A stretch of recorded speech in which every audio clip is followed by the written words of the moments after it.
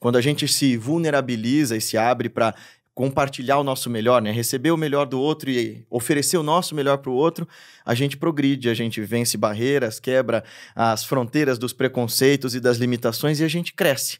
E nesse sentido, a nossa ideia é falar de autoconhecimento, falar de vida, falar de humanidade, falar de revolução de si, trazendo gente de diversas formações, expectativas e perspectivas para que a gente possa entender essa complexidade do viver humano sob diversos aspectos. E aí, nesse sentido, não poderia ser menos disruptivo do que trazer um cara que é super meu amigo, mas que faz parte de um universo bastante distinto daquele do que a galera que acompanha meus trabalhos, como yogi, como palestrante, como filósofo, está acostumado. Com vocês, hoje, para começar o nosso programa, a gente tem o Marcelo Toledo, que foi agora como CEO com tecnologia, com SCT. Esse é o tanto que eu sei. Mundo de startup, 25 anos de startup, já fundei umas 4 startups. Fui sócio do Nubank. Fui CTO da Oi. CTO era o nome. Eu li o currículo, mas aí, olha só. Meu mundo foi muito de tecnologia, né? Minha formação, sou engenheiro de software, programo até hoje. Ultimamente, a última empresa que eu fundei chama-se Clivo, que é uma empresa de saúde, que trata pacientes crônicos. Eu acabei sabendo disso no Einstein. Houve comentários assim, sobre o trabalho de vocês lá. Como eu estou fazendo meu mestrado em Ciências da Saúde, acabou chegando ali porque os médicos comentavam. Tem até um médico, que eu gosto muito, que acompanha bem a gente, o Diogo e tal.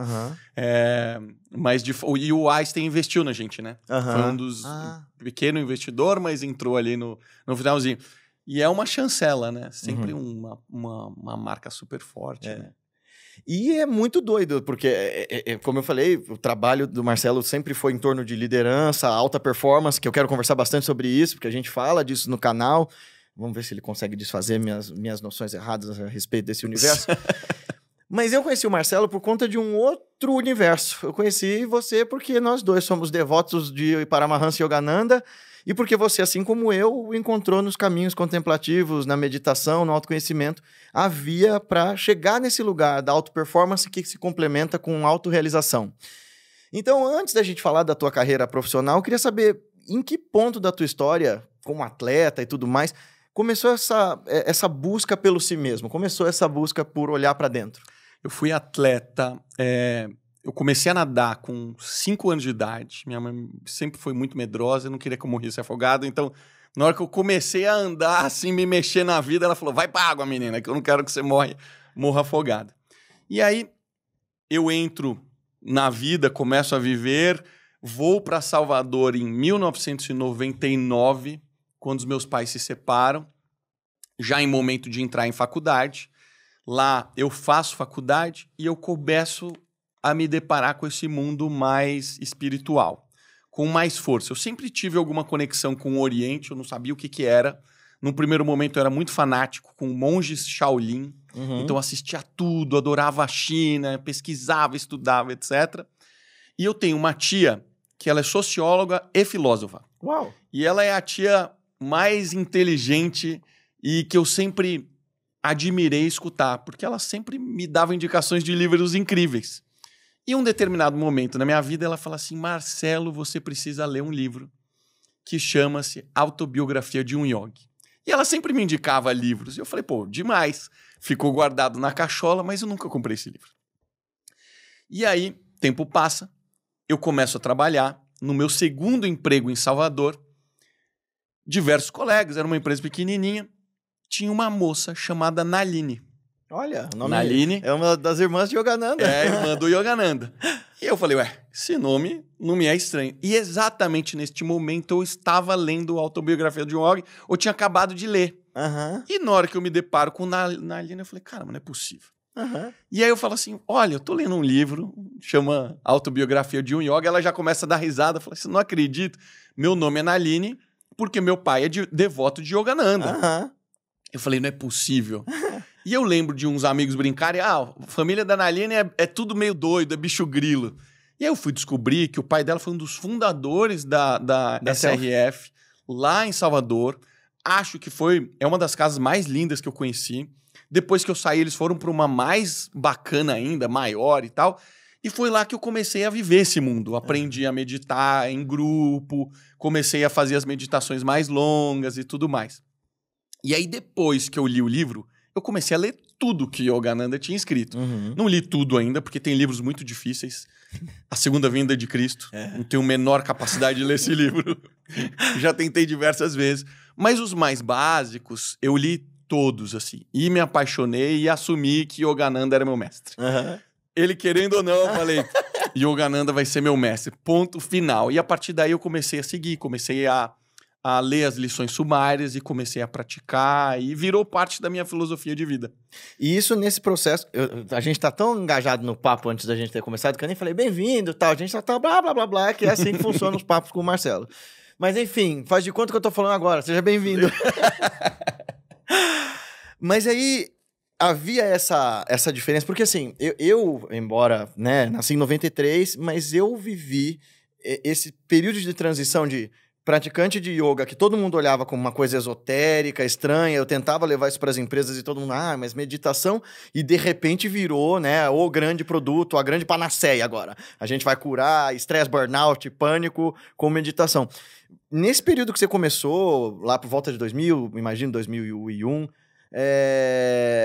você tinha essa vida de executivo e à parte você era um praticante ou a galera, ou você integrava isso no teu trabalho? Imagina, eu tava fechando o ciclo de atleta, eu não consegui nadar em Salvador porque não tinha clube. Então eu tive que encerrar minha carreira. Você tentou fazer a carreira profissional como atleta? Tentei, e aí meus pais separaram, ganhei muitas medalhas, subi no pódio, nadei com o Joel J, que hoje é um dos fenômenos aí da internet e tal.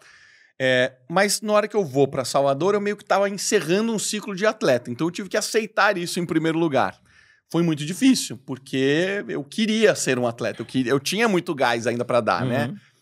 Mas tive que encerrar. E nesse momento de encerramento de ciclo, eu falei, bom, já que eu terminei de fazer a coisa que eu mais gosto, eu vou começar a trabalhar. E eu já tinha uma paixão por computador, porque meu pai comprou um computador, eu mergulhei, me apossei daquilo ali, e eu comecei a estudar programação. Meu pai me deu um livro, comecei a estudar e tal. Então, meio que já tinha entrado nesse mundo e eu já sabia que o que eu queria ser era programador.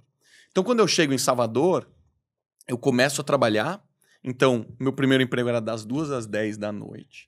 De manhã eu ia para a faculdade e eu ainda à noite fazia academia. Aí tem um determinado momento que eu reorganizo meus horários e eu começo a ter uma rotina de leitura. Foi quando eu comecei a ler Yogananda e etc e tal.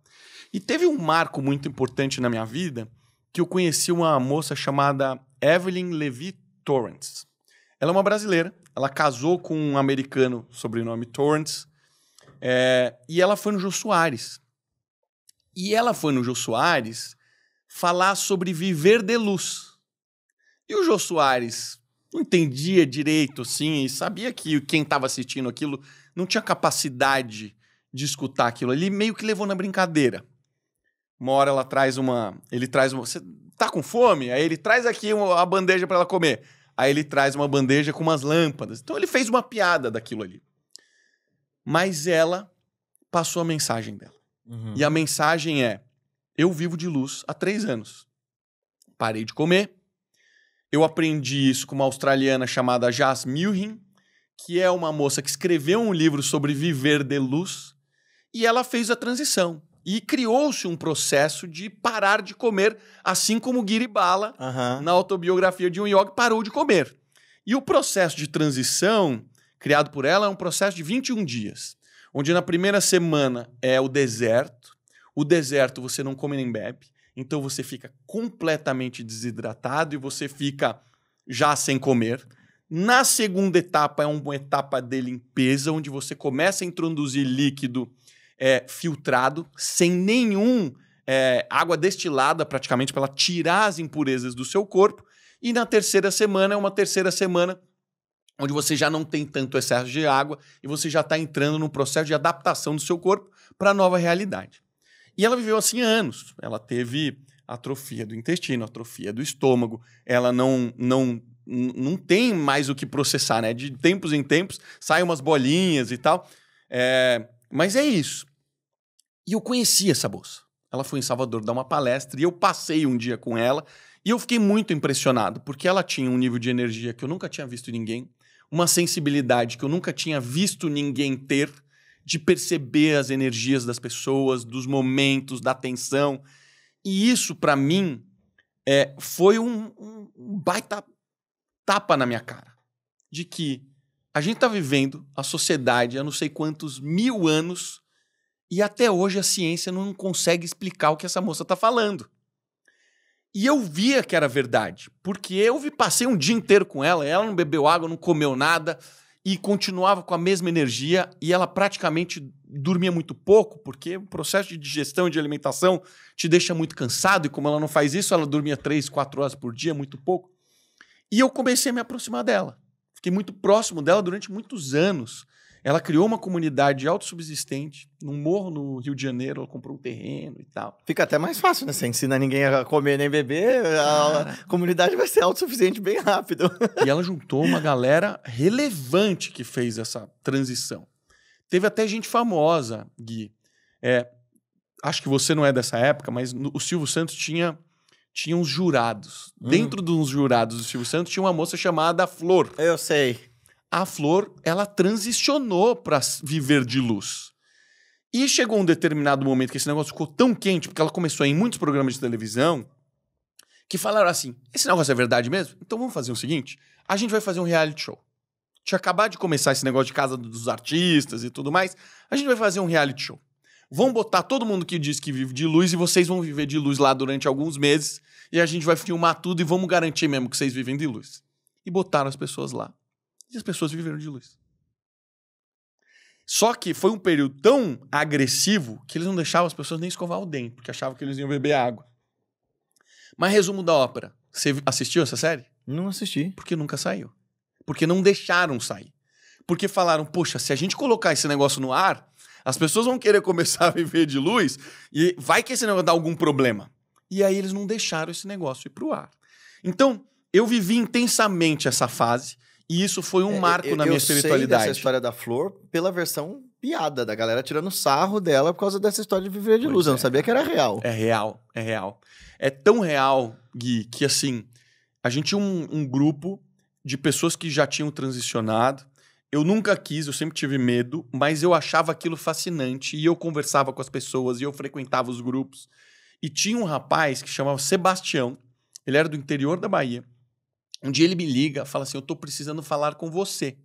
Aí eu ligo pra ele, ele pesava assim, 120 quilos, fumava 3 maços de cigarro por dia, transicionou, começou a viver de luz, emagreceu, ficou super saudável, parou de fumar. E com uma sensibilidade brutal, ele falou, você esteve aqui em casa ontem. Como assim você esteve aqui em casa ontem? Pois é, você veio aqui em casa ontem, seu espírito veio aqui em casa ontem. E ele começava a receber pessoas na casa dele para fazer a transição, pessoas mais experientes, porque, você fazer a saída de uma pessoa que está acostumada a comer sólido, beber e etc., e de repente você para com tudo, é muito difícil. Isso é quase um renascimento. Então, as pessoas se ajudavam no processo. Então, ele recebia pessoas na casa dela para fazer essa transição. E ele sempre me estimulou para fazer isso e eu nunca quis fazer. Mas isso sempre ficou na minha cabeça. E quando eu entro no mundo do Yogananda, eu começo a ver coisas que eram muito similares a isso. Eu falei, caramba, olha quanta coisa, eu não tenho a menor ideia do que é, a ciência não consegue explicar isso. Livros que eu lia de yogis que faziam o coração parar, que paravam suas respirações. Eu lembro de médico atestando o óbito de yogi que fazia o... Qual que é esse estado? Nirvikalpa Samadhi. Poxa, ficar chocado com isso. Sabe? Então essa foi minha introdução nesse mundo que eu nunca mais larguei. Tá presente em mim, talvez não tão intenso como naquela época, mas é um negócio que, assim, eu tenho uma clareza que eu vou levar pro resto da minha vida e que vai fazer parte da minha vida, sabe? E que vira... fica um pouco até natural, né? A gente agora ouve toda essa coisa, né? Eu fui fazer minha pós-graduação em Cultivate Emotional Balance lá no Einstein, né? E ver esse lado laico da meditação, operando essa restauração do equilíbrio emocional, essa alfabetização desse eu interno subjetivo nosso. É engraçado ver o povo outsider começando a falar disso, que para nós sempre foi a realidade do dia a dia, né? Assim, sim, eu controlo minhas emoções observando, olhando para dentro. Mas aí a pergunta é, havia o Marcelo buscador, o Sadaka, que estava ali percorrendo todos esses caminhos, e o executivo ia por fora disso. Ou você conseguia equilibrar os dois universos e, sei lá, falar disso pra galera dentro do trabalho ou trazer a galera dos universos espirituais para dentro do universo prático, porque, bom... trouxe muita gente, Gui, assim, sempre que tinha alguém que se interessava um pouquinho sobre isso, eu falava. Poxa, quer ir um dia lá na meditação? Aí levei muitas pessoas, algumas se converteram, são devotos de Yogananda até hoje, Legal. assim, sabe? Mas... ainda assim, naquela época, era um negócio muito restrito. Esotérico demais, né? Esotérico demais. Pessoas que escutavam assim e não conectavam. Então, eu nunca insisti muito para ninguém ir conhecer esse universo. Mas, ao longo do tempo, eu fui aprendendo o que funcionava mais. Uhum. Eu dei muita autobiografia de um yogi, mas não conectava, porque é um livro muito grande, é um livro que talvez as pessoas ainda não estejam preparadas, mas... aqueles milagres todos, todo mundo faz... fala, pô, que loucura. Quando conecta. Você vê que a pessoa está preparada para aquele tipo de informação. Meio que a gente tá aqui por causa desse livro, né? Eu e você. Total. Aí você para e pensa assim, pô, Onde Existe Luz? Um livro pequenininho, que pra gente é um livro super simples, mas que é o que mais conecta. Foi o livro que mais conectou. De todo mundo que eu dei, foi o livro mais importante na vida das pessoas. Porque ele conecta muito com as dores do mundo que a gente vive. Ele fala sobre morte, ele fala sobre separação, ele fala sobre as dores que são uma constante na nossa vida, né? Então, eu comecei a dar Onde Existe Luz com mais frequência, porque eu sabia que essa era uma porta de entrada mais bacana pro Yogananda, era mais palatável para essas pessoas, sabe?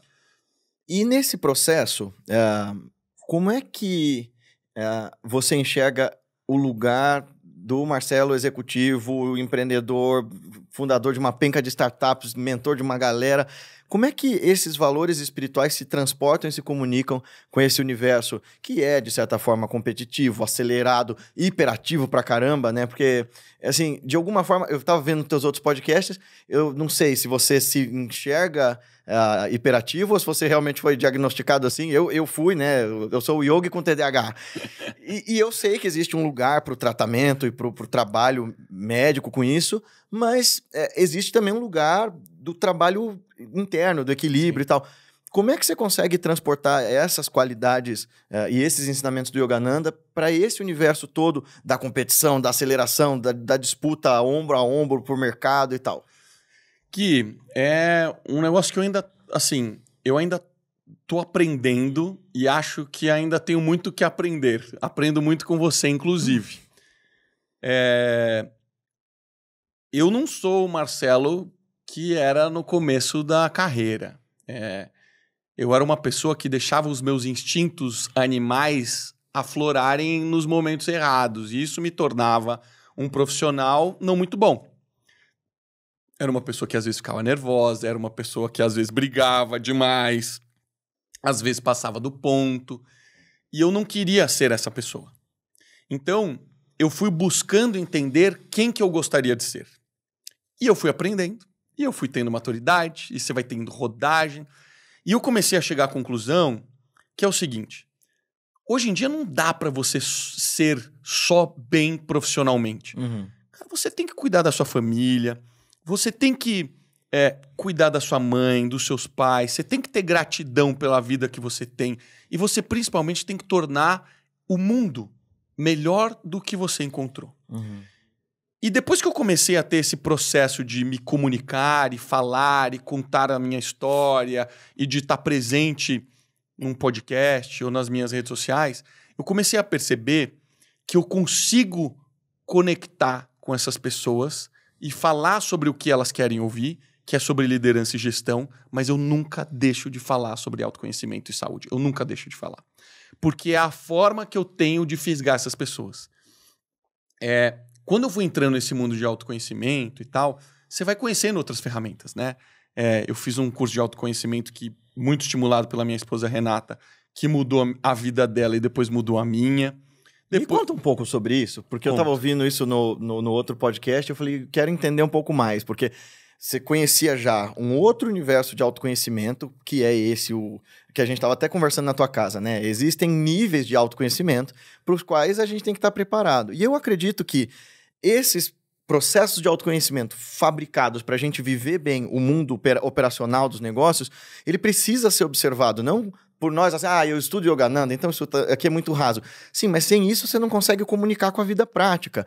Então, como é que funciona isso para você? Como é que foi essa experiência? O que eu descobri no yoga é assim, qual que é o meu entendimento hoje? Hoje o meu entendimento é que isso daqui é um período transitório, que nós estamos num processo de desenvolvimento do nosso espírito, só que isso daqui é finito. Nosso espírito não. Então esse é meu entendimento. E eu aprendi que ao meditar, eu consigo ter uma percepção melhor do meu corpo e eu consigo reagir menos aos eventos externos. Eu tenho um controle maior dos eventos externos, positivos e negativos. Os negativos normalmente impactam a gente mais. Então, ansiedades, emoções extremas, etc., eu consigo... Eu tô vendo o que tá acontecendo. Aconteceu isso? Puta, é terrível. Mas eu entendo. Não é aquele negócio que vai me derrubar. Não é aquele negócio que vai me desabar. Obviamente que eu não sou uma pedra de gelo. Ainda tem muita coisa que se manifesta. Minha asma, por exemplo, de vez em quando manifesta. E eu sei que isso é um evento emocional. Sempre emocional. Agora, por outro lado, quando eu entrei no mundo do autoconhecimento, eu comecei a resolver problemas da minha criação. Eu fui criado de uma certa forma, que acho que muitos homens brasileiros foram, que é um mundo muito machista. Menino não chora, se você voltar pra casa chorando porque você apanhou, eu vou bater em você. Era o jeito que minha mãe sabia como criar e queria, né, que eu fosse bem sucedido, que eu não apanhasse no colégio, que eu soubesse me defender. Eu entendo tudo isso. Mas, obviamente, que a gente vai trazendo essas coisas pra nossa vida de adulto, e isso precisa ser tratado. E eu nunca tinha tratado. Então, a minha conversa com a Renata era assim, eu não tenho problemas, você caça problema, você fica buscando problema onde não tem. Era isso que eu falava pra ela. E ela falava assim pra mim, eu não consigo conversar com você, porque você não entende o que eu tô querendo falar com você. E aí, no começo do nosso relacionamento, a gente se separa e fica um mês separados. E eu lembro dela ter falado pra mim em algum momento do nosso relacionamento o seguinte, eu fiz um curso de autoconhecimento chamado Processo Hoffman. Mudou minha vida. E ela só falou isso. E saiu. E você tava apaixonado, falou, vou ver que coisa é essa. Cacete, que porra de curso é essa? Que ela falou do curso e não conta do curso. E nesse período que a gente se separou, eu falei, cara, eu vou fazer esse curso. Se a gente se separou, significa que tem alguma coisa errada, tem coisa que eu preciso arrumar em mim, vou descobrir o que é. Me inscrevi no curso e fiz o curso. São 7 dias, é uma semana, 100% focado em você. Nem meditar pode, porque a meditação te tira das coisas que você precisa meditar, refletir, pensar. Sim. Não pode levar livro, não pode ficar com o celular, não pode ter computador. Nada que te tira a atenção e te conecta com o mundo é permitido. O hotel é fechado para este evento. E lá acontecem uma série de atividades que te fazem pensar, refletir e vivenciar coisas do autoconhecimento. Coisas que você nunca pensou e refletiu na sua vida. Então, cara, é um processo de renascimento. O processo Hoffman diz que são 30 anos de terapia. E para quem se conecta mais com ciência, um curso de Harvard se fez a seguinte pergunta. Nós já temos os profissionais mais incríveis do mundo. O que falta para a gente continuar nesse patamar ou evoluir? Uma pessoa veio e descobriu. É o tal processo Hoffman. Vamos testar? Vamos testar. Mandou a esposa dele, transformou a esposa dele. Mandou o filho dele, transformou o filho dele. Ele falou, agora eu vou. Fez, transformou e começou a colocar nos alunos. E produziram um estudo científico de alunos que faziam processo Hoffman e alunos que não faziam processo Hoffman e acompanharam esses alunos. O curso tem mais de 50 anos, então eles já acompanharam pessoas que fizeram desde jovenzinho e já estão numa fase mais avançada. Quem faz o processo Hoffman tem um desempenho muito mais importante na vida. Depois que eu entendi isso, do impacto que pai e mãe têm na criação de um ser humano, de traumas, de problemas, eu encontrei um outro universo de autoconhecimento. E aí eu comecei a ir mais fundo. Eu comecei a fazer coaching, então eu me tornei coach, fui coach, aí eu me tornei hipnólogo, fiz o processo de regressão terapêutico, conheci a ayahuasca. E, cara, eu fui buscando aprendizado nesse universo, né? para entender mais sobre mim. E isso foi me tornando uma pessoa melhor. E cada vez mais esses dois mundos se conectam. Para mim são complementares. E é o que eu sempre estou traduzindo para as pessoas. Na última palestra que eu dei no G4, eu fui para falar sobre gestão e liderança, mas eu acabei falando 80% do tempo sobre autoconhecimento. Eu acho que a gente chegou num ponto aqui, essas pesquisas, a minha pesquisa de mestrado, essas pesquisas todas que a gente tem feito em torno do autoconhecimento, da gestão emocional, elas indicam uma coisa curiosa, né? Que a gente quis produzir abundância no mundo externo e isso não esvaziou a nossa angústia interna, né? É engraçado, porque a gente conseguiu suprir as nossas necessidades médicas até um ponto que, poxa vida, ainda tem muita coisa para fazer. Sim, mas 100 anos atrás a gente tinha penicilina. Hoje em dia a gente tem outro rolê da ciência que pensa de uma forma personalizada sobre o corpo de cada um. A gente conseguiu pensar em outras formas de educar. A gente conseguiu pensar em outras formas de se transportar e de produzir uma vida em que as distâncias, por exemplo, já não existem mais. A gente pode conversar com gente da Índia como eu faço todo dia.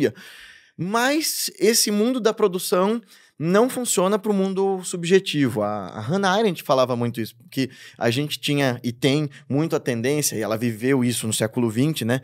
A tendência de confundir o mundo da ação com o mundo da produção.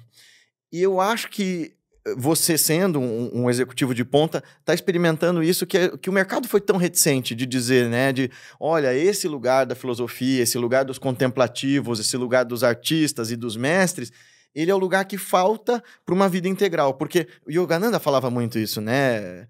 A gente precisa desse vigor do ocidental e dessa capacidade de produção do ocidental, mais essa capacidade de contemplação do oriental.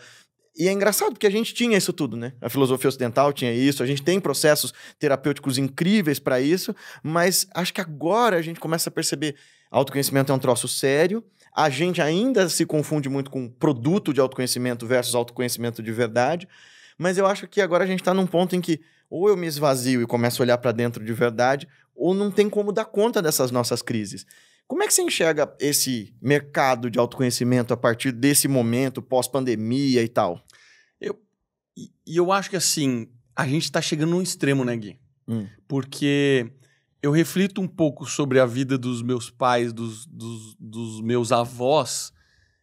Tinham outros problemas, mas a vida não era tão enlouquecida como é a nossa hoje. De jeito nenhum. Né? Porque o tempo inteiro a gente está sendo bombardeado com informação, com WhatsApp, com Instagram, com Facebook, com TikTok, com não sei o que lá. É tanta coisa que torna a gente ocupado o tempo inteiro, né? A gente fica o tempo inteiro trocando de atenção. E óbvio que isso cria uma angústia, porque você está vendo uma vida que não é real.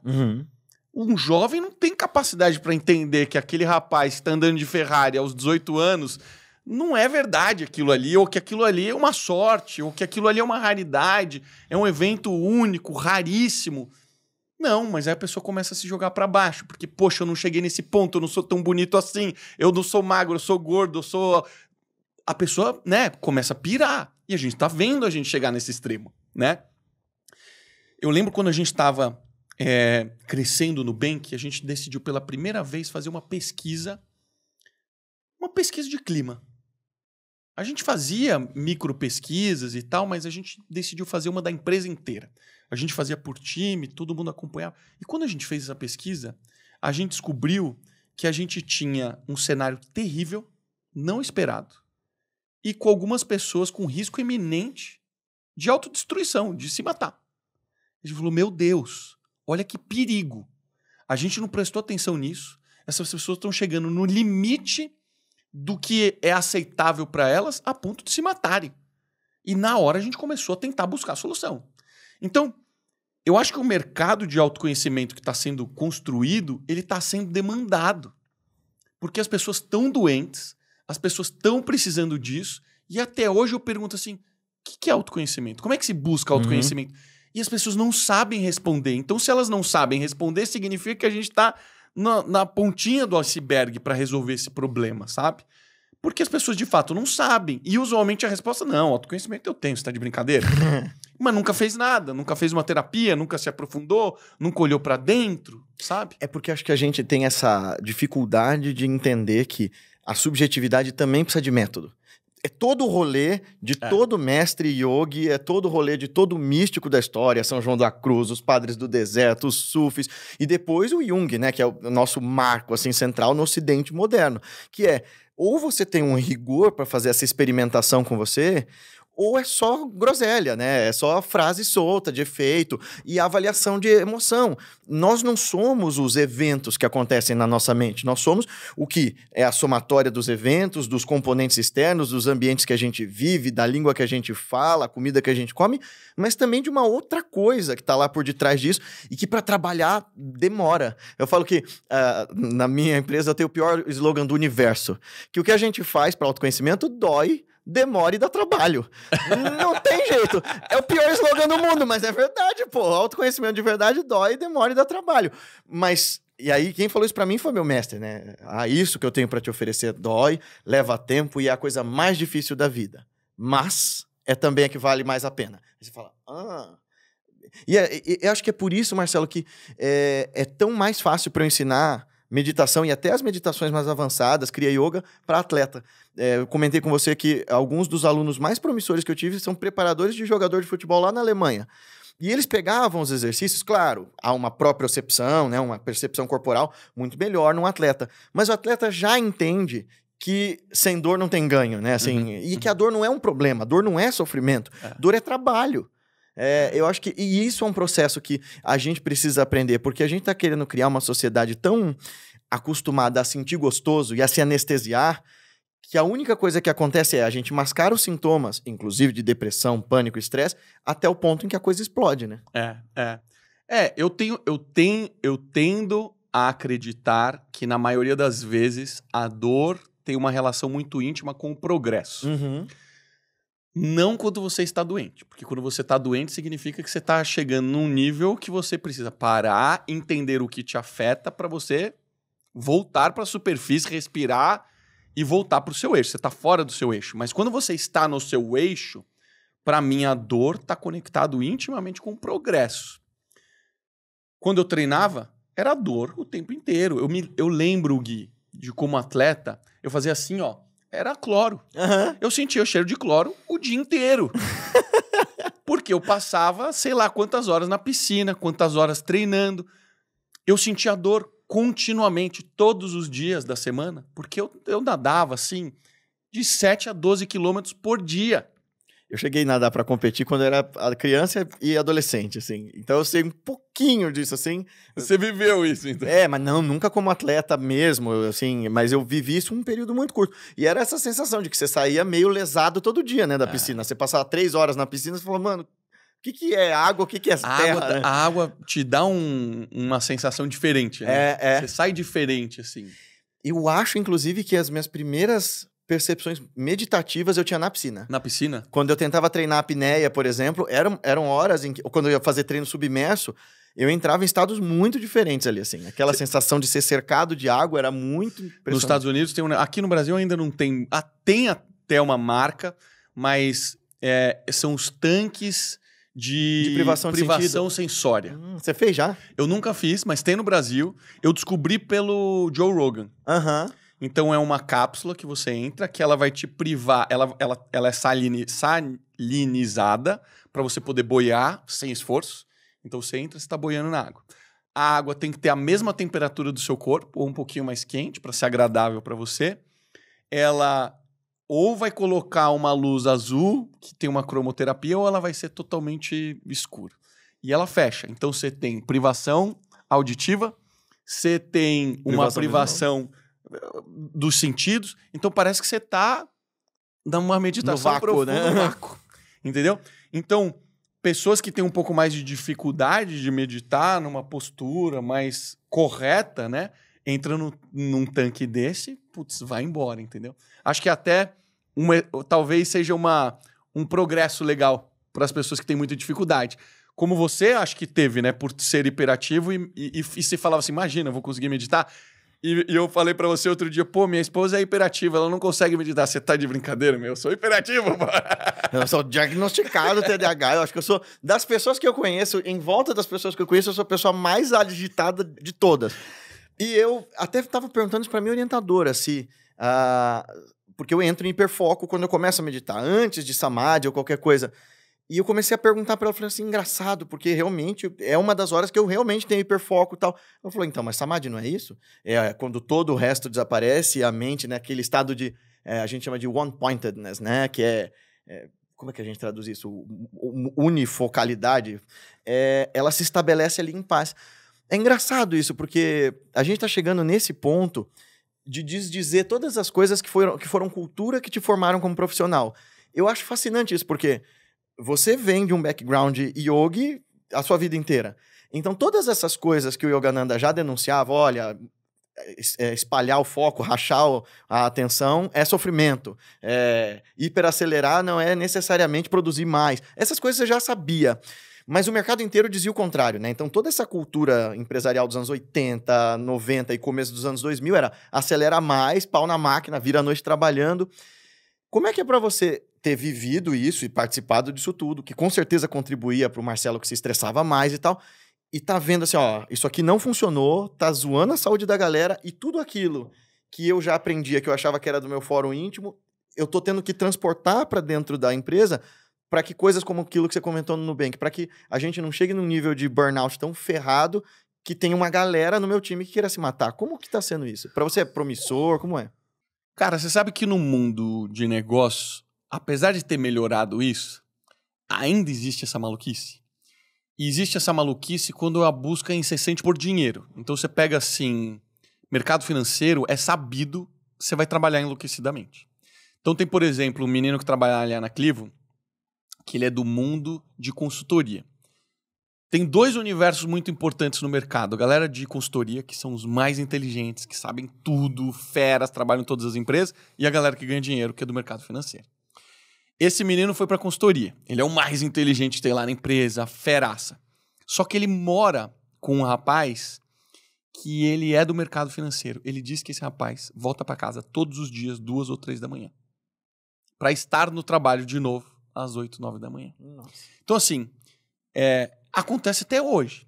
Agora, para mim foi um pouco diferente, Gui, porque como eu comecei como programador, eu logo percebi que assim, é impossível você conseguir programar continuamente durante muitas horas seguidas. Não tem como. Quem fala que consegue programar consistentemente, porque um dia você programar 18 horas, tudo bem, mas no dia seguinte você já está estragado. Uhum. Então você tem que aprender a ter um equilíbrio, porque a quantidade de neurotransmissor que você tá ali formando, fazendo, frenético, cara, chega uma hora que começa a dar dor de cabeça, dá brain fog, não vira. Então você tem que descansar para o dia seguinte, pronto, conexão neural fez, você resolveu o problema. Aí, ó, galera da produção de vídeo, saber disso aí também é importante. Então, assim, eu sempre tive na minha cabeça, até pela minha formação como atleta, do equilíbrio, sabe? Então, eu sempre falei para as pessoas, eu acho que eu devo ter sido assim, uma das primeiras pessoas que se concentrava em resultado e não na quantidade e volume de trabalho. Eu sempre fui a pessoa que tomou decisões mais com o coração do que racional. Porque, para mim, isso não é... Se você para pensar uma coisa, Gui. Nubank possivelmente foi uma das empresas que cresceu mais rápido na história. Ela foi de 0 a 50 bilhões de dólares em 7 anos. Uau. Então, uma empresa gigantesca. Aí eu te pergunto, aconteceu porque as pessoas trabalham mais? Aconteceu porque as pessoas são realmente muito melhores do que as outras? Você pega o Davi, que é o fundador, o maior acionista do Nubank hoje. Ele realmente é muito mais inteligente que todo mundo. Ele fez Stanford 2 vezes. Fez MBA e se formou em Stanford. Ele realmente é muito melhor e mais inteligente que as pessoas e ele trabalhou muito mais? E essa pergunta eu sempre me fiz consistentemente em todos os lugares que eu passei. E a resposta é sempre não. Não é. Tem uma série de causas e condições que a gente nem rastreia, né, para o que a gente chama de sucesso. Claro que o trabalho, o planejamento é tudo importante, mas tem uma série de outros fatores, às vezes até o acaso mesmo, que garantem esse tipo de coisa, né? Total, mas assim, tem que ser pragmático, porque existe um grupo de pessoas que está em busca incessante pelo dinheiro e ainda não tem nem consciência de todo o resto. Depois que ela ganhar o dinheiro, talvez ela tome consciência disso. E é o que costuma acontecer com esse grupo de pessoas, porque eles estão buscando dinheiro, a empresa é para dar dinheiro, então essa galera está buscando dinheiro. E nada de errado nisso. Mas a grande verdade, o que eu falo é o seguinte: você não pode depositar no dinheiro a solução de todos os seus problemas. Porque quando você tiver dinheiro, você vai perceber que isso não é. E nesse momento, você vai perceber que sua vida é vazia e que você não construiu valor e que a partir deste momento você não aprendeu nada, você só aprendeu a ganhar dinheiro. E mais, que é aquilo que o Mujica fala, né? Que a gente não trabalha por dinheiro, a gente trabalha oferecendo horas de vida, né? A gente oferece o nosso tempo de vida como a moeda do nosso trabalho, daquilo que a gente dedica a nossa atenção. Isso não tem volta. Então, sei lá, você perseguiu o dinheiro a tua vida inteira e de repente você chegou lá, mas você tá no fim da vida e não viveu nada, né? E eu adiciono isso aos outros custos inerentes a você não estar em casa, a você não estar próximo da sua família, a você não ver seu filho, sua filha crescer, a você viver, perder né? seus amigos. Pô, viver. É. Então você passa uma vida inteira só trabalhando, só em busca de dinheiro. Pra quê? Sabe? Óbvio, sempre vai ter aquelas pessoas que vão escutar isso e falar, tá, mas pô, né? É fácil dizer, não sei o que lá. Mas não é assim. Observa o comportamento de todo mundo que conseguiu chegar lá e ganhar dinheiro e você vai ver, cara, que essa não é a solução para todos os problemas, né? Eu li até um paper recentemente, foi até minha orientadora que passou, que usava de certos medidores e entenderam que certa quantidade de dinheiro é fundamental para a felicidade. A pesquisa era essa: dinheiro traz felicidade? Sim, até certa medida. Qual é a medida? A medida de te dar conforto, te dar uma boa casa, te dar espaço para ter lazer, cultura. Esse é o dinheiro que traz felicidade. Passou dessa medida, é só acúmulo e geralmente esse hiperacúmulo vai gerar mais estresse físico mesmo, né? Ai, meu Deus, como é que eu vou perder? Começa a se tornar adicção mesmo. A mesma adicção do drogado, do cara compulsivo com comida, você tem adicção pela parada de obter mais dinheiro. E o dinheiro te transforma de maneiras não muito boas. Então, uma vez eu estava lendo um depoimento de um cara do meu segmento. Montou uma startup, vendeu a startup, ficou rico. Resolveu a vida, parou de trabalhar. E aí ele começa a contar. Ele fala, cara, vou dar um depoimento aqui sobre dinheiro para vocês. Estão falando muito de dinheiro? Deixa eu falar sobre dinheiro para vocês. Ganhei dinheiro, fiquei rico, me aposentei. Jovem, menos de 30 anos de idade. Aí eu comprei a casa que eu sempre quis ter, eu comprei os carros que eu sempre quis ter. Aí eu comecei a ter cozinheiro dentro da minha casa, então todos os dias eu como a comida que eu quiser. Gente, como é que vocês acham que é viajar comigo? Porque se eu viajo e fico numa suíte de um hotel que não tem uma televisão melhor que a minha, eu tenho cinema na minha casa. Eu acho uma bosta. Se eu vou num restaurante e ele não faz a comida melhor que o chefe da minha casa, eu acho uma bosta. Então, se você parar pra pensar, eu comecei a ficar tão seletivo que quase todas as experiências que eu vivo são piores a que eu tenho acesso. Olha o nível que essa pessoa chegou. É esse o lugar da pessoa que não aprendeu aquilo que um meditador vai aprender, né? Que a eterna novidade de cada experiência. Não tem como você comparar uma coisa com outra. A gente faz isso porque é o jeito como o nosso cérebro primitivo dá conta de selecionar o que gosta. Mas se a gente cria esse lugar da consciência em que a gente se esvazia da ideia de comparar, inclusive de comparar o Guilherme com o Marcelo, ou o Guilherme com o Ed, ou o Guilherme com a Paty, não existe esse parâmetro. Para um yoga ele vai dizer, escuta, só existe uma régua, é você com você. E se você chega nesse lugar, cada experiência, até as ruins, elas se tornam essa rica experiência de se provar vivo, né? Olha só, Total. Eu sinto dor porque eu tô vivo, olha que fascinante isso. Você sabe que eu tive uma prática na minha vida que eu fui atleta aqui, então eu fui formado para sempre fazer tudo com perfeição, com uma disciplina e etc. Então, Na dor, né? Eu ia no restaurante, a minha cabeça era assim, eu vou pegar o prato que eu sei que é bom. Eu sempre pegava o mesmo prato. Então, eu ia 300 vezes naquele restaurante, eu 300 vezes pedia exatamente o mesmo prato. Eu falei, cara, olha quantas coisas eu tô perdendo na minha vida. Uhum. Eu tô perdendo a oportunidade do novo. E hoje, o que eu faço é exatamente o oposto. Eu chego no restaurante, eu quero ir em algo que eu nunca vivi antes. Uhum. Porque eu quero ter referências diferentes. Eu comecei a entender o valor que existe em você ter novas referências. Você precisa ter acervo de conhecimento, de experiência. Senão você passa pela vida inteira vivendo sempre as mesmas coisas, indo nos mesmos lugares, não conhecendo nada de novo. As mesmas pessoas, fica muito chato, né? Ao mesmo tempo, existe valor na disciplina e na rotina, né? Como é que você conseguiu transportar isso para... Porque, assim, a tua vida de trabalho hoje é bem dinâmica e bem diferente daquela de quando você começou como programador dentro das empresas. Como é que você conseguiu estabelecer uma rotina que que organiza o teu tempo para todas essas atividades sem te cansar e ao mesmo tempo que te dê essa satisfação de saber, olha, estou conseguindo produzir uma vida de significado e tal. Cara, tudo isso eu trouxe da natação. Foi a natação que me formou como esse ser disciplinado. Mas, ao mesmo tempo, eu sou humano. Então, o humano fraqueja. Existem momentos na sua vida que você está desabando. Que você não quer treinar, ou que você não quer se alimentar bem, ou que você não quer trabalhar tanto assim, ou que você está na preguiça, ou que você está num universo onde te tira atenção, seja uma série, seja um videogame, seja qualquer outra coisa que tira atenção. Então eu já passei por tudo isso. Hoje eu tô num momento super bom. Eu tô num momento que eu tô super disciplinado, eu treino todos os dias, eu me alimento direitinho, eu sempre acordo nos mesmos horários, eu não perco compromisso, sabe? Então eu tô num momento de vida onde eu tenho horário para tudo. Se você olhar minha agenda, se assusta. Porque eu tenho horário para absolutamente tudo. E eu cumpro o que eu me comprometi a fazer. Eu descobri que o que me estimula são desafios. Então eu preciso ter uma meta. Eu preciso vir e falar assim, ó, agora minha meta é chegar aqui. Essa é a minha meta. É factível? É factível. Então beleza, essa é a minha meta. E eu vou lá e eu busco um caminho para atingir essa meta. Depois que eu atingir essa meta, eu preciso colocar outra. Se eu não colocar outra meta, eu desando. É eu ter um sonho o tempo inteiro. Eu preciso me desafiar.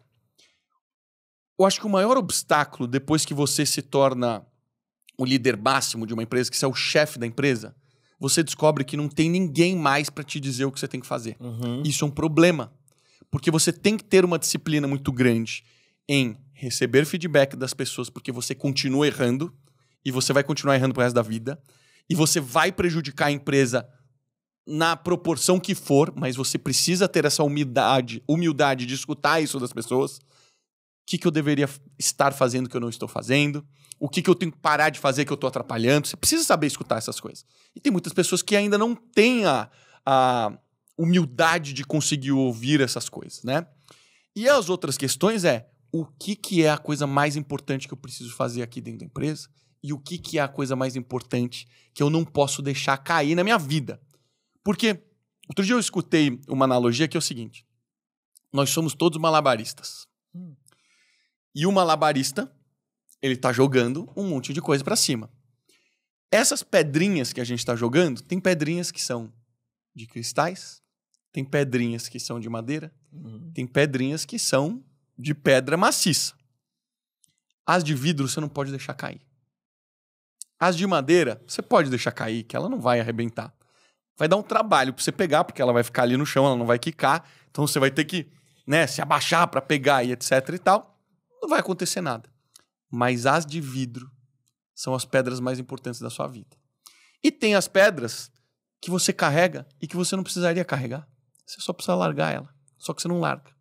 Então, te dá o trabalho de você ficar carregando o peso que é irrelevante para sua vida e você precisa saber administrar quais são as suas pedras de vidro de cristal, porque essa, se quebrar, não tem volta. Então isso me faz ter uma reflexão quais são as pedras de vidro da minha vida que eu não posso deixar cair, que eu preciso cuidar com carinho, que eu preciso manter ativo ali dentro, sabe? É isso que eu tento saber. E geralmente essas são aquelas que a galera que tá obcecada só com a construção do resultado, né, como profissional, são aquelas que o cara vai negligenciar. Tempo de qualidade com a família, tempo com os filhos, tempo para si, tempo para fazer terapia, por exemplo. Acho que essas são as pedras de vidro que, assim, se quebra não tem volta. Se a sua mente se parte num burnout, é que nem, assim, eu tenho essa impressão, né? Quem já teve depressão sabe disso. Parece que é uma vez que uma porta que se abriu, você vai ter que estar sempre vigilante que ela pode abrir de novo. Parece que é um lacre, um portão do inferno que agora você vai ter que deixar um vigia ali, cara. Porque não tá mais lacrado. Você vai ter que prestar muita atenção para não cair ali de novo. E acho que esse é um desses lugares que essa cultura precisa mudar, né? Assim, em que nível a gente está preocupado realmente em ser ao invés de ter, né? Exatamente. E eu acho que a gente está num processo de tomada de consciência disso, sabe? Eu percebo que as pessoas estão cada vez mais preocupadas com isso. Eu acho que tudo no mundo, pelo menos no mundo que a gente vive aqui, ele tende a chegar no seu extremo. Ele vai tentar chegar no extremo sempre. E o extremo testa limites. E vai ter feridos no meio do caminho. Eu acho que a gente está no momento de ter vários feridos no meio do caminho. E eu acho que a luta é a gente tentar construir uma sociedade onde ela é mais equilibrada. Outro dia eu tava perguntando pra Renata assim, e olha, cara, que eu sou o cara que trabalha pra caramba. Eu falo assim, cara, e se a gente descobrir daqui a pouco que daria pra gente fazer tudo que a gente faz na metade do nosso tempo?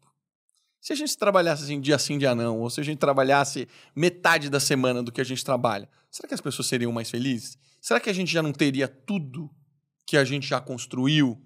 Os mesmos carros, as mesmas casas e tudo mais? Não se sabe, porque a gente nunca testou. E a gente morre de medo, né, de testar.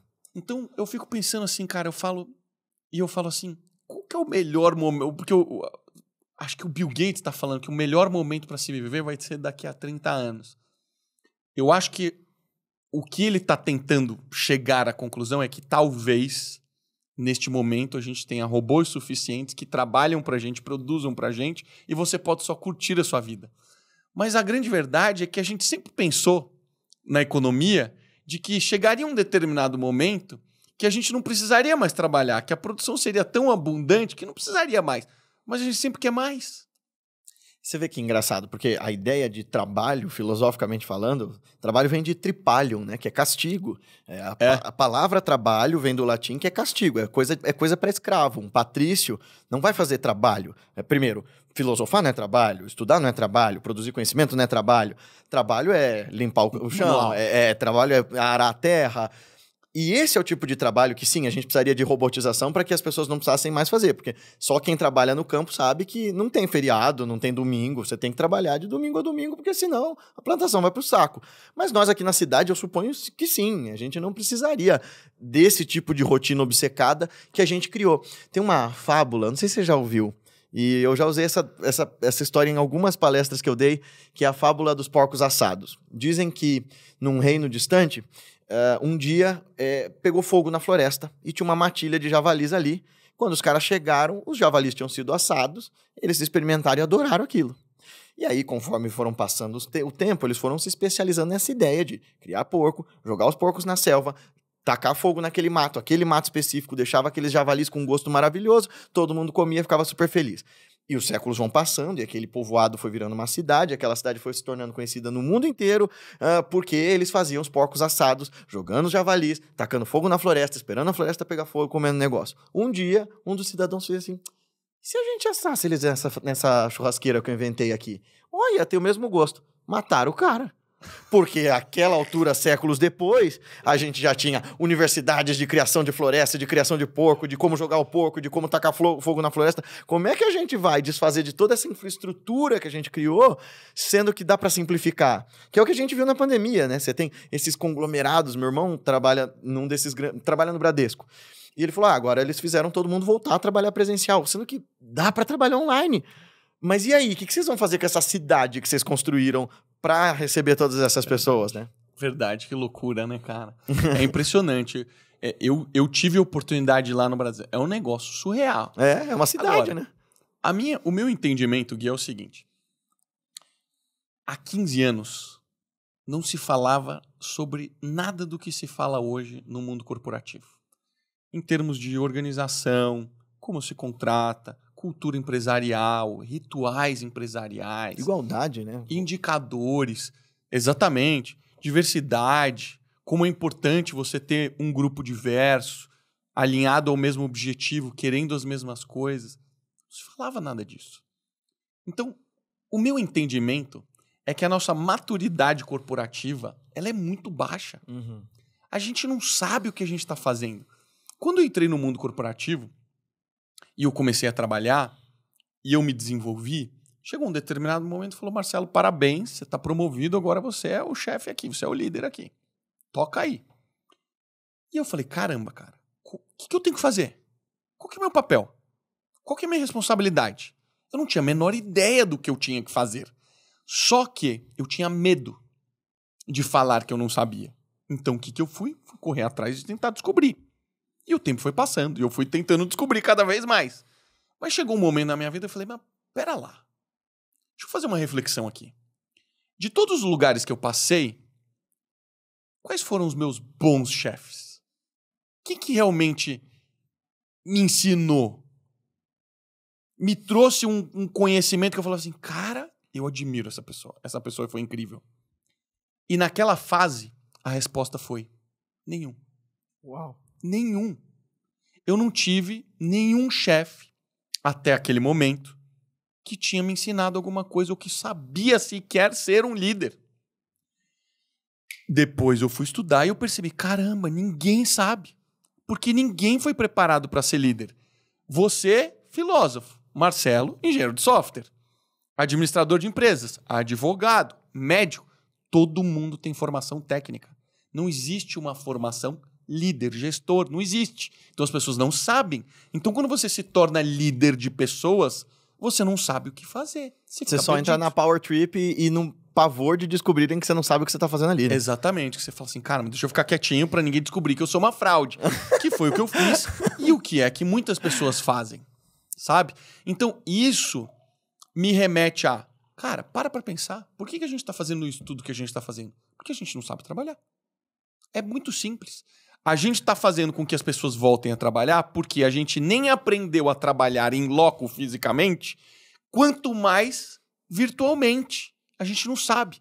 Se nós tivéssemos líderes preparados, que soubessem acompanhar seus liderados, que dessem liberdade para eles fazer o que eles quiserem, apenas entreguem o resultado, acontece que a maioria dos líderes não sabe mensurar resultado. E aí você não sabe se a pessoa está entregando o resultado ou não. Então logo eu tenho que ficar garantindo que você está do meu lado trabalhando para garantir que você está entregando o resultado. Mas qual é a garantia? Quantas pessoas que já foram pesquisadas e responderam que enrolam no trabalho? Enrolam, isso é perda de tempo para a vida dela e para a empresa, sabe? Então, a grande verdade que ninguém gosta de falar é nós não temos maturidade corporativa, a gente está aprendendo a trabalhar. A maioria das pessoas são ruins, sim. E não porque querem, é porque a gente não tem conhecimento de como fazer isso. Parece um pouco... É outro rolê, mas eu ouvi eu tava relendo um mestre chamado Gurdjieff, o cara do Quarto Caminho. Meu pai estudou, o Gurdjieff fazia uns exercícios. Ele era russo? Ele era armênio, mas armênio, com natureza russa. Ele que trouxe o sufismo pro Ocidente. Ele fazia uns exercícios, não ele trouxe o Enneagrama. O Enneagrama é coisa do Gurdjieff. Eu não acredito, sim, não é coisa dele. O Enneagrama é um conhecimento espiritual. É um conhecimento espiritual dos sufis que o mundo corporativo se apropriou de um jeito bizarro. E depois fala assim, não, signo não é científico. Sim, Enneagrama é místico. E vocês estão usando como se fosse linguagem corporativa. E vocês precisavam de treinamento espiritual para fazer isso. Mas o Gurdjieff falava o seguinte, que vocês têm tanto medo do inferno, mas vocês não conseguem entender que para ir pro inferno vocês sequer merecem o inferno. Porque para ir pro inferno você tem que merecer, você tem que ter, primeiro, uma noção de si tão profunda que você seja um indivíduo com escolha própria, com entendimento próprio, e depois fazer algo tão, tão ruim que aí sim você consiga transportar sua consciência para um lugar horrível, tipo o inferno. E a maior parte das pessoas é só massa de energia vazia que vive inconsequente e inconscientemente todos os dias. Eu acho que essa é a grande pira do nosso tempo. Como é que a gente desperta? E isso é autoconhecimento. Prestar atenção. As pessoas elaboram tanto sobre autoconhecimento, mas na raiz e na base, esse troço começa com atenção. Esteja aqui agora e entendendo que diacho que você está fazendo com o teu tempo de vida. Que é o que eu acho que a gente mais tem perdido, né? É. E aí que entra o mundo lá que o pessoal fala da meditação. Tem o nome dessa meditação mais moderna, né? Mindfulness. Mindfulness, né? Que você tá focado e etc e tal. A questão depois é o que eu faço com foco, né? Porque meu mestre fala, sim, você tem que ter o lugar da sua atenção e com a sua intenção também. Qual é o Vikalpa, né? Qual é o que você quer fazer com aquilo? O que você quer construir com aquela atenção? E a gente precisa também entender que atenção é sinônimo de felicidade, né? Disciplina e atenção são estados de felicidade e não de esforço e de sofrimento. Mas para pensar uma coisa assim, ó. Celular. Todo mundo tem hoje. Cara, é raro você olhar aí na rua e não ver uma pessoa mexendo no celular. Tipo assim, eu acho que a gente tá chegando num nível de loucura tão insano assim. Tipo, cara, e assim, todo mundo, até eu sei que em alguns momentos eu exagero, né? Poxa, eu vejo a Renata, também exagera. Nós dois exageramos. Cara, como é que a gente vai sair dessa, sabe? No mundo que a gente vive. Porque você é sugado porque a sua mãe tá te chamando lá, o seu pai tá te chamando lá, o seu irmão tá te chamando lá. Eu acho que... E aí, se você não responde, a pessoa fica ofendida, né? Então, pô, você demora demais pra responder. Então, assim, eu acho que a gente tá vivendo um negócio que, assim, mesmo que a pessoa queira estar um pouco afastada desse universo, ela tá o tempo inteiro sendo chamada. E é isso que eu volto pra vida do meu pai, né? Cara, quando meu pai saía do trabalho, ele saía do trabalho. Ele não levava o trabalho pra casa. Porque o trabalho terminou. É um ambiente físico. A gente isolava muito bem o que era a família. Cara, aqui é família. Aqui a gente vai jantar, aqui a gente vai almoçar junto, aqui a gente vai falar sobre coisas de família. Aqui é trabalho. Raro um chefe ligar pra sua casa pra falar com você sobre alguma coisa. Hoje, olha a velocidade que é essa informação e como circula, é invasivo, né? Isso, né? Demais, Você sabe né? que em 2011, mais ou menos, eu li um texto da Rita Lee. Ela tinha acabado de nascer o primeiro neto dela, alguma coisa assim, e que ela dizia que ela, quando estava com os netos, ela desligava o celular. E os amigos e os agentes, e todo mundo nessa época ainda ela fazia show, ficavam horrorizados. Como você desliga o celular? E ela dizia, como que não? Vocês não conseguem entender o tipo de violência... Isso era o que ela dizia no texto, que era brilhante. Assim, vocês não conseguem perceber como é violento você querer exigir que a pessoa esteja disponível para você o tempo todo? Isso é o que você fazia com um escravo, né? Você tem que me dar sua atenção o tempo todo porque ela me pertence. E a gente faz isso. O Han fala isso, né? O Byung-Chul Han, da Sociedade do Cansaço, fala que nós hoje criamos uma sociedade do cansaço, uma sociedade do burnout, porque nós criamos um tipo de modo de viver em que eu sou o meu próprio senhor e eu sou meu próprio escravo. Eu exijo de mim estar antenado o tempo todo, saber de tudo o tempo todo, quando, na verdade, fazer essa higiene emocional e mental talvez fosse um caminho, né? Reduzir a velocidade, diminuir as referências, fosse um caminho para a gente estabelecer um estado de paz.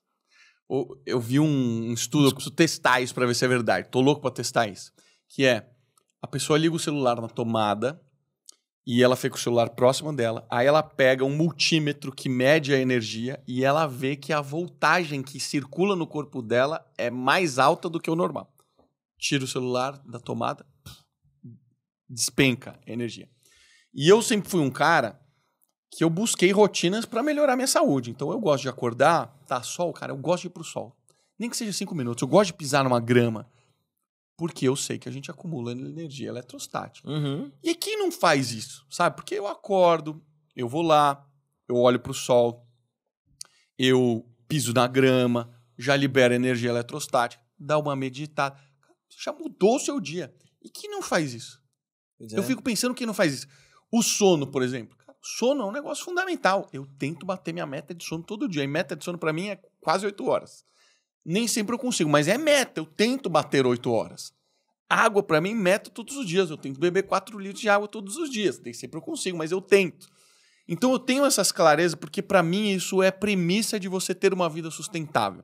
Porque já que você vai ter essa insanidade de mensagem de celular, de computador, de trabalho, de palestra, de treinamento, de não sei o que lá, pelo menos essas bases você tem que ter equilíbrio. E eu acho que uma das coisas mais importantes de se ter é ter freio, Gui. A gente precisa ter freio. Porque a gente precisa entender que não é que sempre dá mais. Por exemplo, a Renata não tem muito freio, eu sou um pouco de freio dela. A pessoa pega e fala assim, pô, vai ter uma palestra aqui pra dar 10 da noite, termina meia-noite, você pode vir? Ela, posso. Esquece, não me chama palestra 10 da noite. Esse é o lugar do automatismo. Você só vai porque tá todo mundo te puxando, porque a vida te carrega e você só vai. Esse é o lugar da inconsciência inconsequente, né? Pô, você pega assim, eu já vi a Renata trabalhar todos os dias sem parar, meses. Quando eu digo sem parar, é sem parar. É trabalhar todos os dias, de segunda a segunda, sem parar. É palestra, é treinamento, é viagem, é não sei o que lá, é isso, é aquilo, bababá. E mulher se cuida demais, então é unha, é cabelo, é maquiagem. Sem parar. Um dia ela chegou pra mim, nessa época, ela falou assim, caraca, eu tô não sei quantas semanas sem parar. Eu falei, meu, como é que você aguenta? Óbvio, chega uma hora o corpo desliga. O corpo desliga. Então, o freio é importante pra isso, pra você não chegar nesse limite e o seu corpo desabar. Porque a gente vai tendo sinais de que tem algo que não tá funcionando muito bem. Eu tive, mas eu acho que eu tive muito sutis, porque eu sempre tive um bom freio. Uhum. Eu acho que a preguiça é um negócio positivo. E ó que louco, né? Porque eu sou disciplinado e sou preguiçoso ao mesmo tempo. Eu sou preguiçoso, por isso eu sou bom programador. O programador gosta de automatizar tudo. Então, quando alguém pega e fala assim, ó, faz essas mais 10 mil tarefas, eu falo, não vou fazer nem fudendo. Eu vou fazer um programa que faz essas 10 mil tarefas. E aí eu faço rapidinho as 10 mil tarefas. Mas na vida é a mesma coisa. Agora... É a preguiça eficiente. É, exatamente. O pessoal fala, né, que quem fica procrastinando demais. A procrastinação é boa até um certo tempo. Porque você está meditando sobre o problema, você está refletindo sobre o problema. Se você faz tudo muito imediato, não deu tempo nem de você pensar no problema e tal. Então, procrastinar um pouquinho é bom. Mas eu vejo isso como um bom sinal, sabe? Eu não deixo a preguiça, obviamente, tomar conta de mim. Ela existe lá, ela está guardadinha no seu lugar, mas se eu me comprometo, eu falo, eu vou fazer isso, eu não deixo nunca a preguiça ganhar da minha mente consciente. Se eu tracei isso como objetivo, eu vou fazer. Porque é importante, eu entendo que isso é importante e saudável para mim, sabe? Eu acho que esse lugar do ócio, inclusive, é o lugar onde nasce o pensamento reflexivo, onde nasce a filosofia. Platão, Aristóteles, todos eles iam dizer, só existe filosofia porque a gente tem tempo de descansar. Esse lance todo de pisar na terra, de reconectar. O Satish Kumar, que é um filósofo que eu gosto demais, que é o cara fundador da Schumacher College, ele fala sobre isso, que criar um modo de vida que seja viável passa por pensar numa trindade que fala de alma, solo e sociedade, né? Então, essa interioridade é pensar na terra e pensar no social, no outro, como um correspondente de você. E ele fala, olha, começa com você trabalhar a terra, por exemplo, porque o humano vem de humus, vem de terra, da gente ligar a nossa consciência ao que é natural.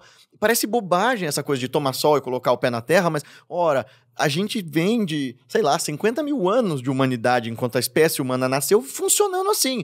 Agora a gente criou um ambiente insalubre em que tem gente que trabalha sem ver luz do sol, que vive sem respirar puro, mas isso não é o natural, né? O nosso corpo não foi preparado para isso. Eu fico um pouco, assim, incomodado que a gente tem milhares de anos de uma sociedade que é a Índia, que tem tantas coisas incríveis que a gente não absorveu, um percentual insignificante de tudo que tem aqui, e a gente não aceita nada que não seja cientificamente comprovado. E aí você vive essa loucura, porque, poxa, você não pode fazer nada que não tem cientificamente comprovado, mas do outro lado você tem milhares de anos de conhecimento que estão lá, que já se comprovaram várias vezes, e a gente não entende que isso é importante pra gente. A própria meditação, né? Pô, quantos livros a gente já leu de pessoas que chegam em estados que ninguém até hoje que eu não consigo entender, 2023 a gente não consegue explicar isso. Como é que a ciência não quer buscar um negócio desse, entender, se aprofundar? Porque se essa é uma das soluções mais importantes para o mundo, deveria ser uma das coisas mais importantes de atenção, da gente ter foco, né? De novo, a gente tem paradigmas na ciência que são barrados pelas mesmas coisas do mundo corporativo. Financiamento, dogmatismo, né? A mesma história da fábula dos porcos assados. A ciência funciona de uma determinada maneira que começou dentro de um contexto eurocêntrico. Como que a gente vai admitir a essa altura que existem formas de sabedoria e de leitura de mundo que não correspondem com aquela do cara do século XIX, que se achando o homem branco, o auge do pensamento humano, não estavam bem corretas. Ah, mas a gente já superou tudo isso.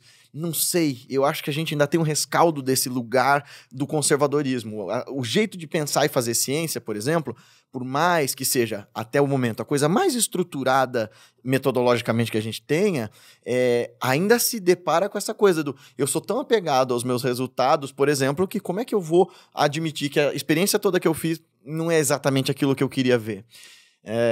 Então eu acho que existe... O Edgar Morin fala muito sobre isso, né? Da gente criar um outro paradigma voltado para a complexidade que ele fala, não mais só para a ciência, mas para esse entendimento da totalidade, porque, tá bem, eu consigo explicar neurologicamente onde é no teu cérebro que as sinapses funcionam quando você tá amando, mas isso não dá conta de explicar o que é estar apaixonado por alguém, nem fudendo. Exatamente, exatamente. Eu fico pensando assim, esse universo espiritual, muitas vezes você não consegue explicar, né? Eu pego, por exemplo, assim, outro dia eu estava vendo esses pensadores que falam muito sobre pensamento positivo, sobre você só falar no positivo.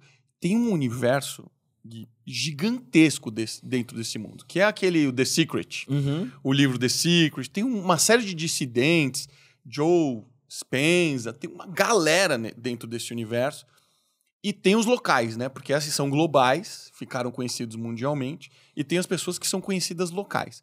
E eu sempre me identifiquei com o que eles falam, né? De que a gente precisa vibrar positivamente continuamente, a gente tá o tempo inteiro se boicotando, falando coisas negativas e joga pra sua mente, etc. Eu sempre concordei com isso. Mas em um determinado momento eu falei, deixa eu ver como é que a ciência lida com esse tipo de coisa. E a ciência condena esse tipo de coisa, porque nunca foi cientificamente comprovado de que isso tem qualquer fundamento na ciência. Mas aí é nesse momento que eu separo as coisas. Eu falo assim, cara, eu gosto, eu acredito, é algo que contribui para mim positivamente, me deixa melhor, então beleza. Então eu não vou deixar de acreditar nisso, porque a ciência ainda... Porque a ciência é um progresso. O que eu consegui estudar até aqui não significa que é a verdade absoluta. Significa que é o que a gente tem até o momento. Isso pode mudar. De acordo com um ponto de vista, né? É onde a gente está olhando, mas se a gente mudar o ângulo de visão, pode ser completamente diferente. Muda tudo, né? Então, assim, eu entendo, tem seus riscos, mas se você ainda tem algum sentimento dentro de você que te fala que aquele caminho é o caminho que você deve seguir, siga. Siga. Não é porque a ciência diz que isso daqui não funciona, isso daqui a gente não corrobora, etc., que você deve parar tudo, porque tem tantas coisas que a ciência já disse que não funcionava e depois mudou e falou, pô, não é nada disso, agora é isso daqui, completamente diferente. Então, acho que tem que ter um meio termo ali, né? E eu acho que o mundo espiritual, ele não é tanto estudado cientificamente e por isso tem muitas questões que as pessoas falam, isso daí é besteira, isso daí é bobagem, não te leva a lugar nenhum, né? Pra gente pensar num jeito legal assim de fechar, hoje, em termos de autorrealização, assim, como é que você definiria sucesso? O que é o sucesso que compõe todos esses campos que a gente trabalhou? Eu penso muito sobre isso, Gui. Sucesso, para mim, tem relação com felicidade. Tá intimamente conectado. Se não tem felicidade, não tem sucesso. E felicidade, para mim, está conectado com progresso. Então, eu percebi que durante muitos momentos na minha vida, os momentos que eu mais estava feliz eram momentos que eu estava tendo progresso, de qualquer sorte, de qualquer ordem. Então, por isso que eu estou sempre buscando progredir em qualquer sentido. As pessoas não param para pensar em quem elas querem ser. Elas não param para pensar. Você para pensar o que você quer fazer. Eu quero ser engenheiro. Beleza, mas isso não te define. Isso não é você, quem você é. Você precisa pensar quem você quer ser. Quando você morrer e acabar e você sair desse universo aqui, o que você quer ter deixado aqui de impacto? As pessoas vão te lembrar pelo quê? Como você quer ser lembrado? E refletir sobre isso me faz pensar quem eu quero ser. Porque eu preciso me esforçar para ter disciplina para ser quem eu desejei ser. Então, o progresso para mim é isso. Eu conseguir melhorar nos pontos que eu defini como objetivo para minha vida, que eu preciso ir melhorando um dia cada vez. E é entender que essas coisas são doloridas. Dói, demora e dá trabalho. Levam tempo e dá trabalho. Para fechar de vez sobre liderança, você então acredita que aquela história de que um verdadeiro líder não quer ser líder é mentira? Que ele se recusa ao papel de liderar, mas ele é colocado ali como se fosse... Porque existe esse mito, né, de que o verdadeiro líder, imbuído de humildade, não quer liderar. Você acha isso, ou um verdadeiro líder se forja líder e tem o desejo de liderar pessoas? Como você acha isso? No mundo corporativo, eu acho que o líder ele tem que querer ser líder. Ele precisa querer ser líder, porque é um papel muito difícil. A gente ainda está aprendendo, como eu falei. Então, é natural que quando você se torne líder, as pessoas te enxerguem de uma forma diferente. Então, você não vai ter tantos amigos assim. As pessoas não vão te tratar como te tratavam antes. Elas não vão abrir tudo para você. O que é uma bobagem. Deveria ser tudo o contrário, né? Mas a gente ainda está evoluindo. Então, é importante o líder entender que existe um preço a ser pago para ser um líder. E esse preço custa caro para muitas pessoas. E às vezes é um preço que você não quer pagar. Então, tem que querer ser líder, tem que se esforçar para ser líder e tem que estar disposto a arcar com o custo inerente a ser líder. Mas, quando você se torna um bom líder, você começa a entender que você é a luz no caminho das pessoas. Você é responsável pelo sucesso de algumas pessoas e você pode ser responsável por traumas, por coisas muito complicadas na vida de uma pessoa. Então, ser líder é uma coisa muito séria. Você precisa estar preparado, você precisa estar consciente, porque uma decisão errada que você tomar pode custar a vida de uma pessoa. E eu já passei por algumas situações próximas disso. Graças a Deus, tomei as decisões que trouxeram o resultado certo. Não sei se no momento eu sabia como tomar a decisão, mas foram decisões que foram importantes e deram tudo certo. Por quê? A gente está vivendo aqui e cada um está lutando a sua luta, vivendo os seus obstáculos. E a gente não pode se esquecer disso como líder. A gente precisa entender que todo dia vai ter alguém com um problema mais importante da vida dela com você. E se você não souber entender isso e só pensar no trabalho, você vai ser um péssimo líder. Porque o líder precisa entender o momento de vida da pessoa e acomodar para que ela consiga viver da maneira mais plena possível e conseguir trabalhar. E você não vai estar pleno o tempo inteiro. Você vai passar por dificuldade. Então, tem que querer ser líder. E quando você olha para trás e você vê que você foi um bom líder e as pessoas começam a te dizer obrigado, você mudou minha vida, você me ajudou a chegar onde eu queria chegar, você contribuiu para isso, você contribuiu para aquilo, esse é o momento que tudo vale a pena, sabe? Esse é o momento que o líder está sendo pago aqui, ó. Tá aqui, ó. Esse foi seu pagamento. Valeu a pena o que você fez. Muito bem. Cara, gostei demais. Seja bem-vindo sempre que quiser. Obrigado, Gui. Adorei o nosso papo da outra vez, adorei o nosso papo agora. Obrigado e mesmo. espero que as pessoas tenham a oportunidade de aprender mais como liderar e serem executivos humanos executivos, que se tornem pessoas de sucesso a partir desse lugar interno que você tem ensinado para elas, porque você tem feito um trabalho tremendo para isso. Tenho certeza que Yogananda, como teu mestre, deve estar muito satisfeito com como você está transportando esses conhecimentos para o mundo, no mundo da prática. É uma luta, Gui. Obrigado pelo convite. Eu fiquei muito surpreso que você me chamou, porque eu sou iniciante nesse mundo. Você é uma pessoa que me trouxe... Aliás, você foi uma surpresa, né? Ter encontrado você foi uma surpresa, porque você é uma pessoa única na nossa sociedade.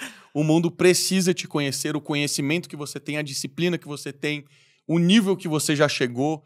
Isso precisa ser mais divulgado, as pessoas precisam te conhecer. Então, eu fico muito feliz da gente ter criado essa conexão. Fiquei muito feliz que você me chamou de ter estado aqui.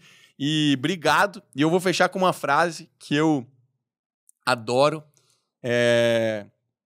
que eu acho que tem muita relação com o que a gente está falando aqui, que é da filosofia judaica, que diz o seguinte: Deus permita que eu nunca morra enquanto eu estiver vivo. Shalom. Demais, né? Valeu, cara. Obrigadão. Valeu. Galera, se vocês gostaram desse programa, manda para os seus amigos, recomenda para todo mundo, deixa seu like, seu comentário. Vamos fomentar a nossa discussão, a nossa Sangha Online, né? Nossa comunidade que cresce, aprende e se desenvolve juntos. Então, manda os cortes, manda o programa para os seus amigos, recomenda para a mamãe, para o papai, para todo mundo, manda pelo WhatsApp, pelo Sinal de Fumaça, TikTok, essas redes sociais todas. E a gente se vê no próximo Louca Sabedoria. Até mais! Valeu!